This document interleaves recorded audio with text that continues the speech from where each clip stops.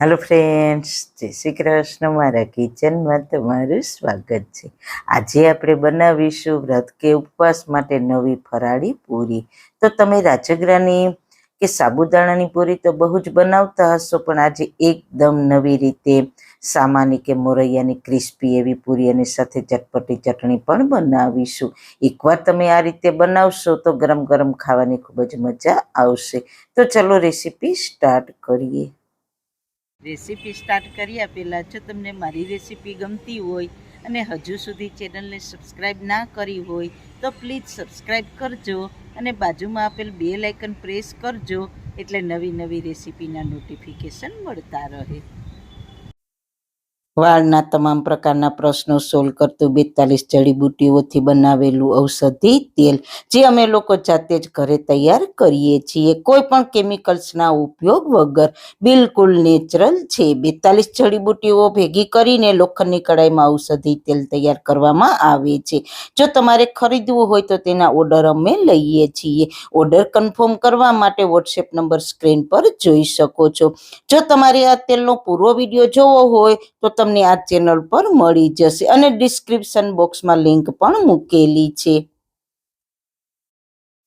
સૌથી પહેલાં super tasty recipe બનાવવા માટે મિક્સર જારમાં 1 કપ સામો કે મોરૈયો મેં લીધો છે. તેને આપણે દળીને લોટ હોય તેવો તૈયાર કરીશું. 1 થી 1.5 મિનિટમાં સરસ પાવડર તૈયાર થઈ ગયો છે, તો તેને સાઈડમાં રાખી દઈએ. હવે મેં અહીંયા 2 મીડિયમ સાઇઝના બટેટાને પહેલાંથી બાફીને છાલ ઉતારીને તૈયાર રાખ્યા છે. લગભગ 250 ગ્રામ જેટલા છે. જો નાના હોય તો તમારે 3 લેવાના. તેને આ રીતે છીણી લઈશું. હવે તેમાં બધી સામગ્રી ઉમેરીશું. 2 ચમચી આદુ મરચાંની પેસ્ટ, 2 ચમચી સફેદ તલ. તલ ના ખાતા હોવ તો સ્કીપ કરવાના. સ્વાદ અનુસાર સિંધવ મીઠું. સાથે આપણે સામાનો લોટ દળીને તૈયાર કર્યો છે તે લઈશું. થોડા ઝીણા સમારેલા ધાણા ભાજી, અડધી ચમચી લાલ મરચું પાવડર, અડધી ચમચી મરી પાવડર ઉમેરીને બધી જ સામગ્રીને સારી રીતના મિક્સ કરી દઈશું. બટેટાની સાથે લોટને એકદમ સારી રીતના બાઇડિંગ આવે તે રીતે મિક્સ કરવાનો છે. જો તમારા બટેટા વધારે બફાઈ ગયા હશે તો પાણીની બિલકુલ જરૂર નહીં પડે. મારે થોડા પાણીની જરૂર પડી છે, તો હું 2 ટેબલ સ્પૂન જેટલું પાણી ઉમેરું છું. જેવો રોટલીનો લોટ હોય તેવો લોટ રાખવાનો છે. જો તમને જરૂર લાગે તો જ પાણી ઉમેરવાનું. બસ આવો સોફ્ટ લોટ બાંધીને મેં તૈયાર કરી લીધો છે, તો તેને સાઈડ પર રાખી દઈએ અને ફટાફટ ચટપટી ફરાળી ચટણી બનાવી લઈએ. તો તેના માટે મિક્સર જારમાં 1 કપ જેટલા લીલા ધાણા ભાજી, ડાળખી સહિત 1-2 લીલા મીડિયમ તીખા મરચાં, 1 નાનો ટુકડો આદુનો, અડધા લીંબુનો રસ, 2 ટીસ્પૂન સિંગદાણા, 1 ટીસ્પૂન શેકેલા જીરાનો પાવડર, 2 ટીસ્પૂન ખાંડ, સ્વાદ અનુસાર સિંધવ મીઠું અને 2-3 એસના ટુકડા ઉમેરીને ચટણીને વાટી લઈએ. ચટણીને જો તમારે પતલી રાખવી હોય તો પણ રાખી શકો છો, અને તમારે થોડું દહીં ઉમેરવું હોય તો દહીં પણ ઉમેરી શકો છો. તો ચટણી આપણી તૈયાર છે. હવે પાટલા પર મેં પ્લાસ્ટિકની 2 શીટ લીધી છે. બંને સાઈડ પ્લાસ્ટિકમાં તેલ લગાવીશું. લોટના મેં લુવા તૈયાર કરી લીધા છે. હવે એક લુવાને એક પ્લાસ્ટિકની શીટ પર રાખીને ઉપર બીજી પ્લાસ્ટિકની શીટ રાખીને આ રીતના આંગળીઓની મદદથી થાપીને પણ પૂરીને ફેલાવી શકો. જો તે ના ફાવે તો આ રીતે થોડી ફેલાવીને પછી 1-2 વાર વેલણથી વણી લેવાની.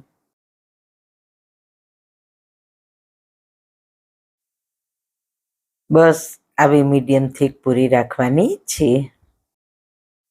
તો આ રીતના બધી જ પૂરી વણીને તૈયાર કરી લઈએ.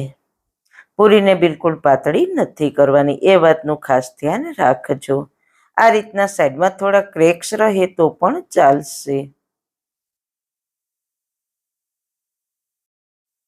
હવે તળી લઈશું. તો તળવા માટે મેં પહેલાં તેલ ગરમ મૂકી દીધું હતું. તેલ ગરમ થઈ જાય એટલે ગેસની ફ્લેમ મીડિયમ હાઈ કરીને એક પૂરીની અંદર ઉમેરવાની. હલકી આ રીતે ઉપર આવે એટલે પ્રેસ કરશો એટલે ફૂલી જશે. પછી તેને મીડિયમ ગેસની ફ્લેમ પર 1 મિનિટ જેવું ફ્રાય કરવાની. ફરી તેને બીજી સાઈડ 1 મિનિટ જેવું ફ્રાય કરવાની. આવો હલકો ગોલ્ડન કલર આવે એટલે તમારે પ્લેટમાં લઈ લેવાની.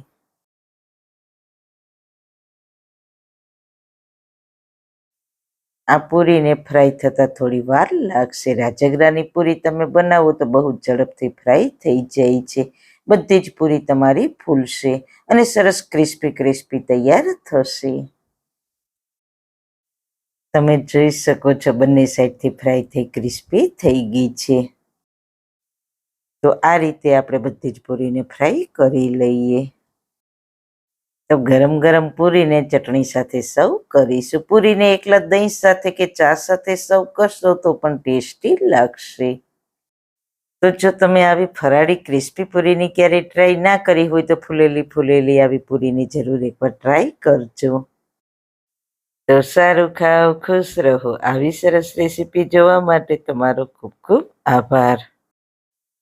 મારી રેસીપીને લાઈક કરજો, શેર કરજો, મારી ચેનલને સબસ્ક્રાઈબ કરજો. ફરી મળીશું એક નવી જ રેસીપી સાથે. ત્યાં સુધી બધાને મારા જય શ્રી કૃષ્ણ.